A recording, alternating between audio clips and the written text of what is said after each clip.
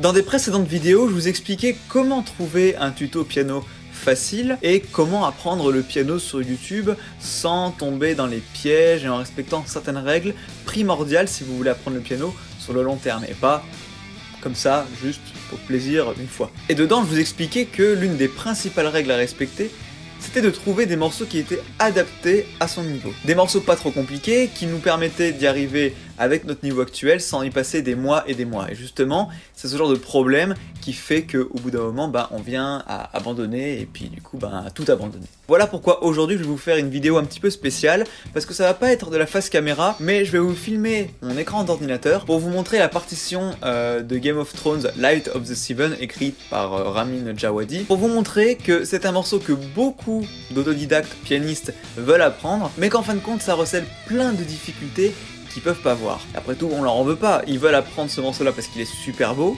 par exemple, mais ils se rendent pas compte qu'il y a plein de difficultés et ils peuvent pas le voir. C'est pas de leur faute, c'est pas de votre faute si c'est votre cas, on vous a pas appris, c'est normal, et justement, c'est pour ça que je fais cette vidéo, pour vous montrer ça. Donc on se retrouve sur mon écran juste après le générique.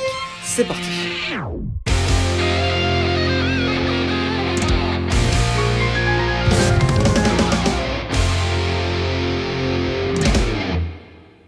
Alors, lorsqu'on décide d'apprendre la musique en autodidacte, au jour d'aujourd'hui, la solution la plus facile, c'est bien évidemment de se former sur Internet, avec des articles, des vidéos, des podcasts, des newsletters, machin, etc. Du coaching aussi. Voilà, tous les moyens sont bons. Mais le problème, c'est que Internet regorge de pièges dans lesquels il faut surtout pas tomber pour pas se voir abandonné au bout de quelques semaines. Voilà. Et l'un des pièges les plus courants, c'est celui des morceaux entre guillemets modernes, réarrangés pour piano solo. Des morceaux comme Pirates des Caraïbes, Star Wars, etc. etc. Bon. En général, lorsqu'on décide de sauter le pas pour apprendre un instrument comme le piano, c'est en général à cause ou grâce à une motivation particulière, celle de savoir jouer un morceau qui nous tient particulièrement à cœur et qu'on écoute depuis plusieurs semaines, plusieurs mois, voire plusieurs années, et en général, il s'agit d'un morceau moderne. Alors si c'est un arrangement, ça peut être effectivement, voilà, Pirates des Caraïbes, Star Wars, c'est un morceau moderne, morceau orchestral plutôt, voilà, mais ça reste moderne. Et ça, Light of the Seven, c'est aussi un morceau moderne. Il a été écrit pour piano à la base, d'accord, mais c'est quand même un morceau moderne, voilà. Et voilà, le problème c'est que quand on débute, on n'est pas vraiment en mesure de se rendre compte de la difficulté de ces morceaux, même quand ça paraît facile, parce que là, en fait, quand vous l'entendez, vous le trouvez facile, super beau, lent, facile, etc. D'accord, très bien. Le problème, c'est que ça reflète, ça recèle plutôt plein de problèmes qu'on voit pas forcément au premier abord. Donc voilà pourquoi, encore une fois, je fais cette vidéo, c'est pour vous expliquer pourquoi ces morceaux sont plus compliqués qu'ils n'y paraissent, et comment identifier donc ces morceaux difficiles, ce qui fait d'eux un vrai nid à problème, par exemple, pour les débutants, et puis où c'est qu'il faut regarder pour trouver des morceaux adaptés à son niveau. Voilà, comment on fait pour repérer ça sur une partition comme celle-ci, par exemple. Et voilà, donc c'est pour ça que je prends Light of the Seven. Donc celle-là, cette version a été réarrangée par Taiyo, voilà, je connais pas bien après, mais bon, c'est juste un arrangement. Ça se rapporte pas mal à la version originale de toute façon, donc on est relativement proche, il n'y a pas trop de soucis à se faire là-dessus, on va quand même pouvoir bien étudier la chose. Alors, avant de commencer, j'aimerais juste simplement vous faire un topo sur le classique, parce que du coup, le classique, c'est une base, on est bien d'accord, quand on dit on va apprendre le classique, etc. Alors, effectivement, vous vous souvenez peut-être, on ne vous a jamais dit que pour être bon dans un instrument, il fallait étudier le classique, et que une fois ensuite, savoir jouer n'importe quel autre style, ça serait beaucoup plus facile. En fait, pas du tout. Pas du tout, enfin, à moitié. En fait, chaque style vraiment a une difficulté. Si vous prenez par exemple le jazz, vous avez le latin jazz, le bebop, le free jazz, le jazz manouche, la swing, le New Orleans, le cool, le hard bop, etc., etc. Voilà, il y a des styles de métal pareil, heavy metal, black metal, death metal, doom, folk stoner, grindcore, c'est le glam, industrial metal, tout ça. Et en plus, ils ont des sous-genres comme le death metal technique ou death metal mélodique par exemple. Voilà. Et on a des difficultés pour chacun de ces styles-là. C'est pour ça que dire qu'apprendre le classique, c'est la base, c'est à moitié vrai. Alors effectivement, lorsqu'on apprend le classique, on est amené à apprendre à utiliser chacun des rythmes qui existent, on les voit tous forcément un jour, ce qui permet vraiment de nous blinder, vraiment d'un point de vue rythmique. Et pourtant, le jazz, ben, ça propose quand même vachement de diversité et pas mal de rythmes complexes, vraiment qui n'ont rien à envier au classique, hein, voilà. Et bon, après dans la musique classique, on est quand même amené à jouer des gammes dans tous les sens, et ça demande une très grande maîtrise des bases de l'instrument. Et par exemple, on redécouvre des styles comme le style néo-metal, qui valorise vraiment les gammes, avec des tempos, avec des tempi très élevés, comme on pourrait en avoir dans la musique classique, hein, par exemple quand vous prenez les 4 saisons de Vivaldi, hein, c'est très très rapide, mais par exemple dans le néo-metal, on va retrouver des groupes comme Stratovarius, avec leur fameux morceau Stratosphère, voilà, et en fait c'est pas plus facile, hein, franchement, c'est juste que c'était réarrangé pour le métal, donc en néo-métal. Voilà, et puis on dit que le classique c'est important parce que l'harmonie qu'on utilise, ça correspond parfaitement aux règles les plus élémentaires de la musique, et on permet, comme ça, après une analyse, de beaucoup mieux comprendre comment ça fonctionne, voilà. Donc voilà, pour le coup, le classique, ça permet de poser des bases indispensables pour bien comprendre la musique, et du coup de prendre des initiatives dans des styles plus contemporains, et puis chez certains artistes actuels qui exploitent vraiment l'harmonie dans les moindres recoins, style Mark Knopfler, etc., etc., voilà. Mais le classique, ça permet aussi de découvrir pas mal d'instruments qui jouent en même temps, donc dans des extrêmes de nuances, dans des extrêmes tempi, dans de l'expression, dans l'interprétation bien poussée. Du coup, ce qui est très bénéfique si on veut développer une sensibilité musicale et du coup prendre du recul sur la musique en général. Vous voyez ? Donc voilà, ça c'était une des choses en plus. Et puis enfin, en classique, l'avantage c'est que toutes les difficultés qu'on va rencontrer, elles vont être cohérentes et sans surprise en fait pour celui qui va déchiffrer le morceau. Alors qu'est-ce que je veux dire par là ? Quand justement on regarde Light of the Seven, on peut se rendre compte que le rythme il est relativement simple, mais en fait les notes elles sont beaucoup plus compliquées par rapport à la difficulté du rythme. Alors que dans le classique, rythme et notes sont à la même difficulté, entre guillemets, par exemple. Et du coup, d'un seul coup, ça peut vraiment causer de gros problèmes aux débutants. Alors justement, on va commencer par les rythmes. Alors d'abord, effectivement, quand on regarde les rythmes de ce morceau, sur l'intégralité du morceau, voilà, on se rend compte qu'il y a des séries de croches, de noirs, il y a des blanches, des rondes, et d'ailleurs très peu de silence. Là, on a eu une demi-pause, une demi-pause. Bon, là, on a un demi-soupir pointé. Voilà, bon, double croche. Mais voilà, en termes de silence, après, même là, il y en a un là. Quart de soupir, quart de soupir. Il n'y en a pas énorme, voilà. Donc, à première vue, ça a l'air très simple à jouer, rythmiquement parlant. Alors, pourtant, moi j'ai noté que aux mesures, voilà, ici aux mesures 33 par exemple, 35 aussi, 37, voilà, et puis un peu plus loin, ici à 41, voilà. Dans ces 4 mesures-là, ces rythmes-là, d'un seul coup, donc demi-soupir pointé, double croche, mais concrètement, on le fait comment, quoi, d'un seul coup ? Enfin, on se prend une claque, en fait. Donc en fait, là, à ce moment-là, il faudra tout décomposer au quart de temps, pour arriver à faire 1, 2, 3, tintin. En fait, il faudra faire 1, 2, 3, 4, 1, 2, 3, 4, 1, 2, 3, 4, 1, 2, 3, 4, hop.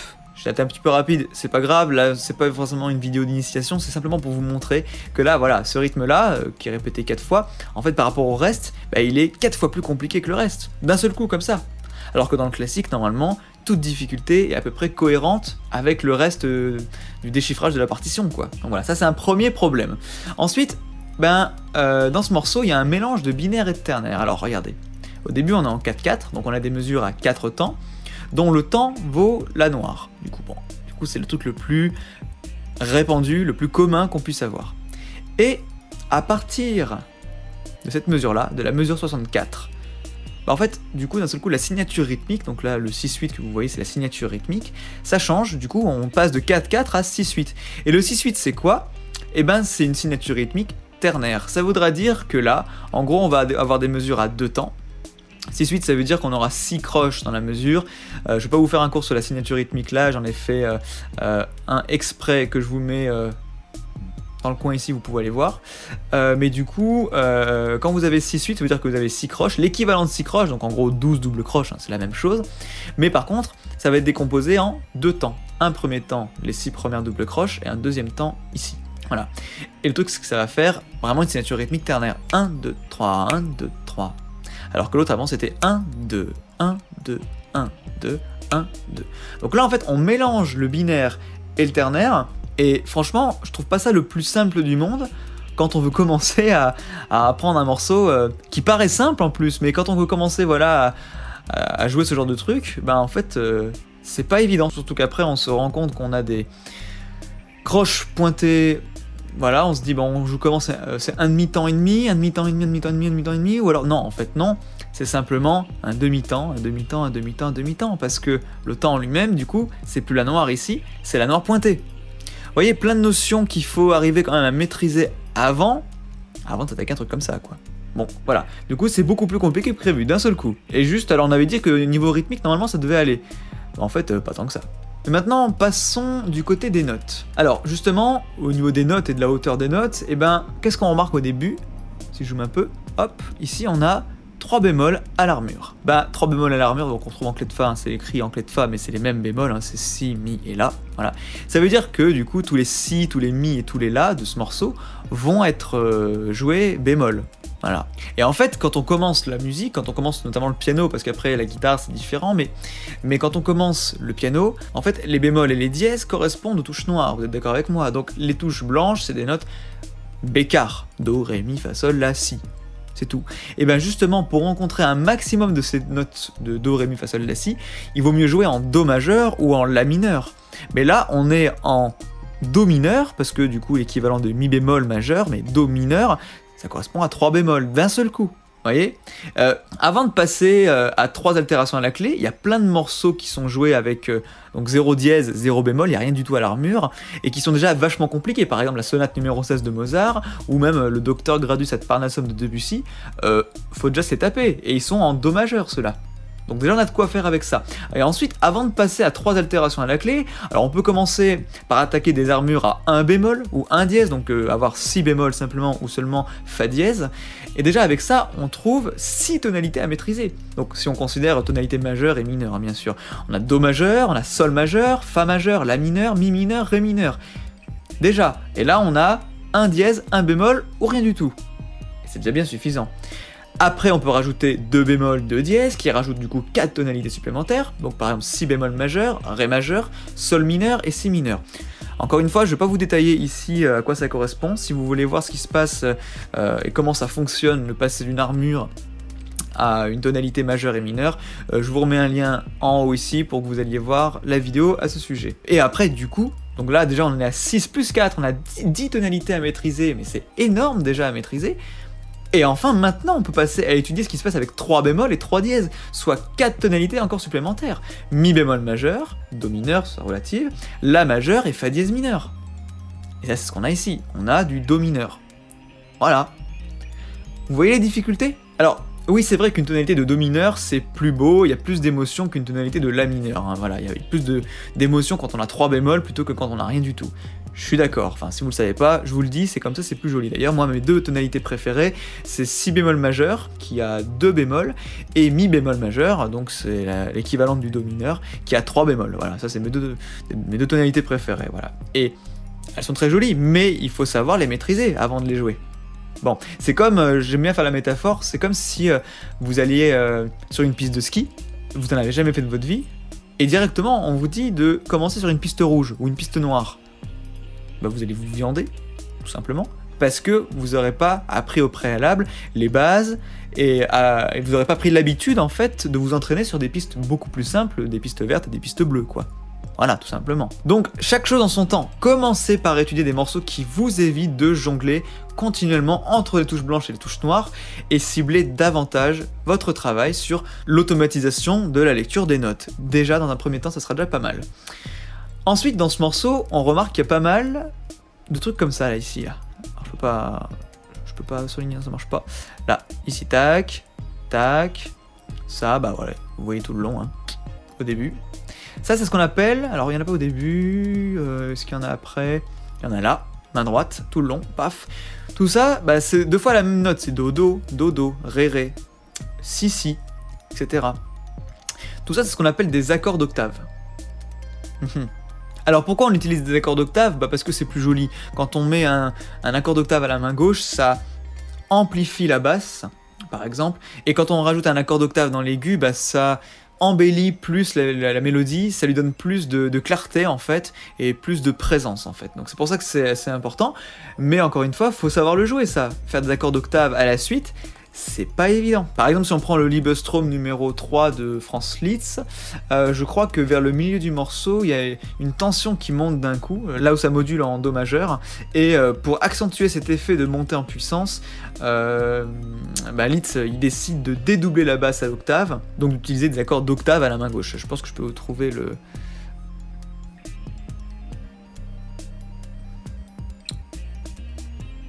la partition, je l'ai pas... Si, elle est là. Voilà, donc on a 4 bémol, hein, donc là, bonjour. Hein. La montée en puissance en Do majeur, alors elle est ici, là, on a modulé, on est passé en Si majeur, avec 5 dièses.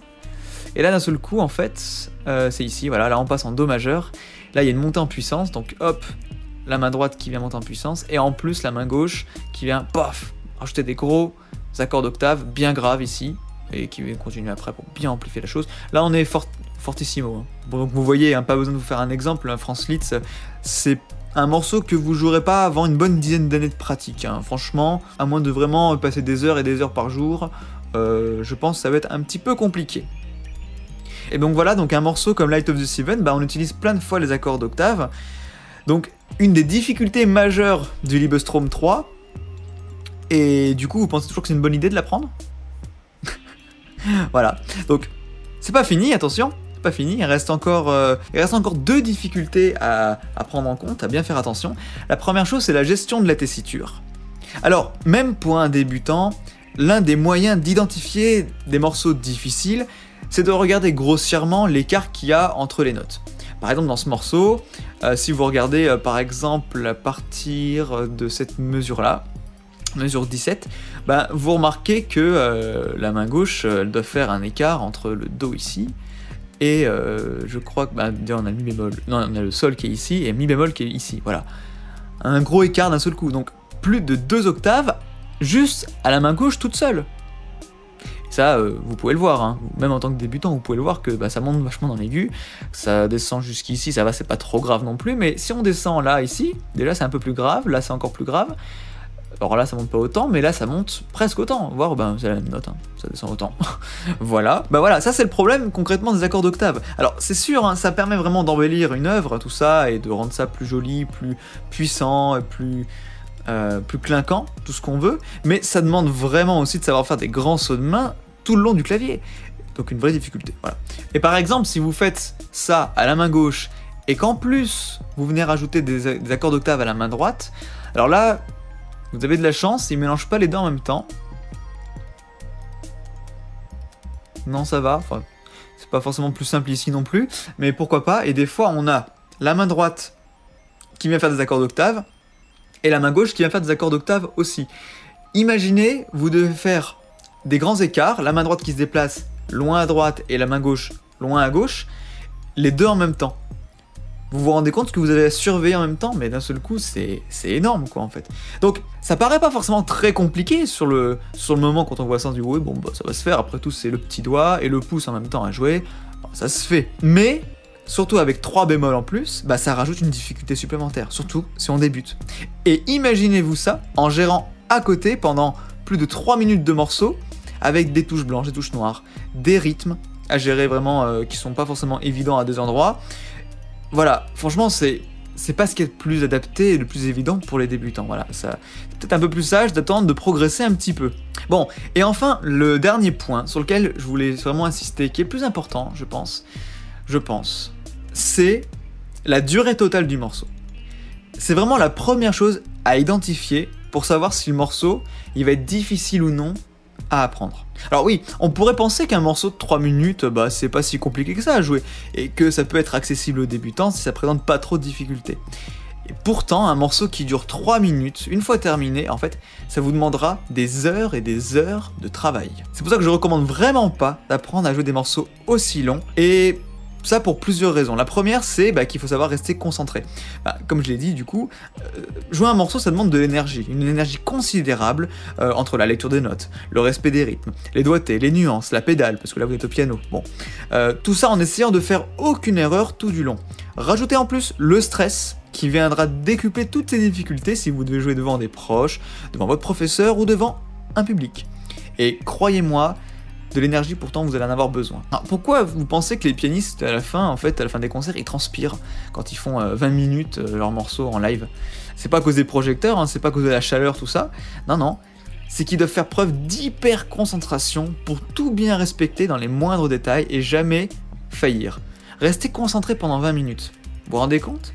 Il y a, je me souviens plus, je crois qu'il y a 30 ans, la durée de concentration de l'être humain, occidental je dirais, c'était 40 minutes je crois. À moins que ça n'était encore valable que d'ici il y a 15 ans. Peut-être que dans les années 2000, peut-être on était encore à 30 minutes d'attention non-stop. Aujourd'hui, le temps d'attention, il est réduit à 4 secondes. Vous vous rendez compte? Alors, si vous voulez apprendre la musique sur internet et du coup vous débrouillez tout seul en essayant de voir quel morceau vous aimeriez jouer, machin, parce que lui vous l'aimez bien, etc. À mon avis, vous faites partie des personnes, et moi le premier, qui consommons de l'information très rapidement à longueur de journée, qui mangeons plus d'1 millier de pubs par jour. Vous vous rendez pas compte tout ce à quoi on est exposé chaque jour et la durée de concentration qu'on doit avoir pour chacune de ces choses-là. C'est pour ça qu'on fait des tris et c'est pour ça qu'on est beaucoup moins attentif. Ok? Et là, le problème, c'est que d'un seul coup, vous voulez apprendre à jouer un morceau qui dure 3 minutes en restant concentré tout le long avec toutes les difficultés qu'on a évoquées jusqu'à maintenant. Vous vous rendez pas compte du chemin que ça fait. C'est encore pire qu'il y a 30 ans. Déjà, il y a 30 ans, ça aurait été compliqué. Alors maintenant, j'imagine même pas.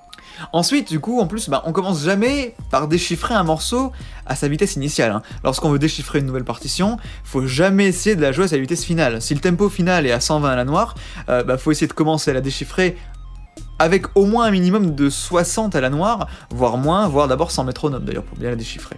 D'ailleurs, si vous descendez en dessous de 60 à la noire, hein, dédoublez plutôt votre BPM par 2 et transformez-le en croche, hein, vous connaissez tout ça. Bon, bref. Alors maintenant, simple calcul. Si vous devez apprendre tout votre morceau en le travaillant à un équivalent de 60 à la noire, vous irez 2 fois moins vite que dans la version originale. Donc, en fait, votre morceau, au lieu de durer 3 minutes, il durera 6 minutes. Et encore, je suis gentil, j'ai dit 60 à la noire, ça pourrait être moins, ça pourrait être du 30 à la noire. Donc ça équivaudrait du 60 à la croche, peu importe, mais même si c'était du 30 à la noire pour déchiffrer au début, et même d'abord sans métronome, là vous en avez au moins pour 12 minutes. Et encore une fois, imaginez-vous rester concentré à fond pendant 6 à 12 minutes, voire plus. Vous pensez que c'est vraiment adapté pour un débutant ? À vous de voir. Ensuite, le problème de la mémorisation, c'est que si vous faites partie de ceux qui préfèrent se fier à des tutos Synthesia, par exemple, vous voyez, où vous avez le clavier et les touches qui tombent dessus, plutôt qu'au déchiffrage de partitions avec des notes et des rythmes indiqués sur une portée, alors, croyez-moi, vous n'allez pas faire long feu. Pour apprendre vraiment des morceaux de ces carrures-là, vous allez devoir vraiment regarder plusieurs fois en boucle chaque seconde de la vidéo, jouer les mêmes notes, les mémoriser, les assembler petit à petit, jusqu'à arriver à la fin, hein, voilà, ou jusqu'à ce que vous abandonniez. Et encore une fois, si vous rajoutez des notes à mémoriser, plus vous allez devoir mettre en œuvre une énergie colossale. Je veux dire, c'est quand même plus compliqué que le jeu du Super Simon. Sur un piano, il y a 88 notes différentes, avec jusqu'à 10 doigts à la fois. Vous voyez bien que c'est un niveau bien au-dessus de ça. Donc, si vous vous amusez à tout mémoriser d'un coup et que vous oubliez tout dès le lendemain, tout sera à refaire, ou presque. Et puis même si vous n'arrivez pas à aller jusqu'au bout et puis à jouer votre morceau correctement, alors personnellement je connais pas beaucoup de personnes qui sont arrivées, hein, voilà, tout ce travail vous aura simplement servi à apprendre ce que vous rêviez de jouer, c'est très bien, mais en aucun cas de progresser. Si vous voulez vraiment apprendre un morceau derrière ça, vous devrez tout refaire depuis le début en faisant exactement le même travail et vous n'en aurez tiré aucune leçon parce que vous ne saurez pas exactement ce que vous aurez appris. Donc vous aurez passé 2 mois minimum, parce que je suis gentil, sur un morceau, mais au lieu d'avoir appris véritablement quelque chose et de pouvoir apprendre le prochain en moins d'une semaine, parce que c'est le but, c'est de progresser et de gagner du temps à force d'expérience, vous remettrez encore et encore 2 mois à chaque fois, sans rien apprendre de plus à chaque fois. Et encore, je suis gentil, 2 mois, c'est pour les morceaux super faciles. Voilà, donc voilà, j'espère vraiment que toutes ces choses-là, ça vous aura permis de vous ouvrir un petit peu les yeux sur tous les pièges qui traînent sur internet et dans lesquels on se laisse facilement prendre parce que c'est plus facile en fait de suivre un truc avec un mec qui nous explique ou des notes qui tombent sur un clavier de piano plutôt que d'apprendre vraiment à lire une partition et de comprendre tout ce qui se cache derrière tout ça, quoi. Voilà, je suis d'accord, un morceau comme Light of the Seven, c'est très beau, mais c'est clairement pas adapté aux débutants. Moi, ce que je vous conseille pour commencer, c'est de commencer par des morceaux de moins d'1 minute, avec seulement une vingtaine de mesures au maximum, par exemple, une signature rythmique en 2-4, 3-4 ou 4-4, voilà, donc plutôt binaire, avec le temps qui vaut la noire, des rythmes simples, comme on a d'ailleurs ici, hein. Là, pour le coup, c'est pas trop compliqué, la main droite, hein. Voilà, donc des rondes, des blanches, des noires, voire des croches, éventuellement, voilà, et puis la même chose en silence, donc pause, demi-pause, soupir, demi-soupir. Une tessiture pas trop étendue sur le clavier, donc qui va pas trop loin à gauche et à droite, et du coup des mélodies et des basses sans rajout aux octaves supérieures et inférieures, donc pas d'accord d'octave. Pur et dur, voilà. Et enfin, une armure simple, donc surtout pas 3 bémols, voilà, un bémol, un dièse, rien du tout, déjà ça en fait 6 à maîtriser, c'est pas mal. Moi je vous conseille vraiment de commencer par ça, voire d'abord faire que du do majeur, et après augmenter sur un bémol, un dièse, puis 2 bémols, 2 dièses, mais prenez votre temps, par pitié, prenez votre temps, vous n'êtes pas pressé. Sinon, si vous êtes pressé de jouer de la musique, bah arrêtez tout de suite, parce que vous n'allez pas durer sur le long terme, en gros, hein. Excusez-moi, mais c'est comme ça. Voilà. Et vraiment par-dessus tout, apprenez le piano à partir du déchiffrage d'une partition, voilà. Et non d'un jeu vidéo ou d'un logiciel, bah, comme je vous disais, quoi. Apprenez le piano à partir du déchiffrage d'une partition, lentement dans un premier temps, puis vous augmentez le tempo progressivement. C'est le meilleur conseil que je puisse vous donner. Voilà. Après, au-delà de ça, chacun est différent. Apprendre un instrument peut se faire de plein de manières différentes, et chacun doit trouver la façon qui lui correspond le mieux. Voilà, j'espère que vous aurez un petit peu mieux compris en quoi c'était compliqué un morceau comme ça. Voilà, il est vachement long quand même, hein. 113, 114, 115, 116 mesures. Voilà, j'espère que cette vidéo vous aura plu. Si c'est le cas, mettez-moi un petit pouce bleu, un petit commentaire, à vous abonner avec le bouton rouge juste en dessous de la vidéo, en activant la petite cloche aussi pour recevoir toutes les prochaines notifications de vidéos. Parce que plus vous serez nombreux à rejoindre la chaîne, et plus j'aurai de moyens et de temps pour vous proposer des contenus encore plus diversifiés, avoir du temps pour me pencher sur de nouvelles vidéos, de nouveaux articles, de nouveaux emails, et créer aussi de nouvelles formations pour ceux qui veulent aller plus loin, et qui intéressent pas mal de monde jusqu'à maintenant. D'ailleurs, je vous invite à aller voir ce site de formation juste en dessous dans la description. Vous pouvez vous abonner à la newsletter, comme ça vous recevrez des réductions à chacune nouvelle formation qui sortira, donc vous aurez à peu près 60% de réduction, donc c'est pas négligeable. Ça c'est simplement pour le lancement de chaque formation en avant-première, avant que tout le monde l'ait au tarif normal, entre guillemets. Et en remerciement d'ailleurs, pour rejoindre la newsletter, je vais vous envoyer 2 livres, l'un sur les bases de la musique au piano et à la guitare, et un guide sur l'oreille absolue pour tous, l'oreille relative, voilà, pour comprendre comment développer son oreille sans avoir un don à la naissance. Voilà, donc si tout ça vous intéresse, tout est dans la description, jetez-y un œil, vous trouverez forcément votre bonheur. Sur ce, moi je vous dis à lundi prochain pour la prochaine vidéo. Ciao ciao.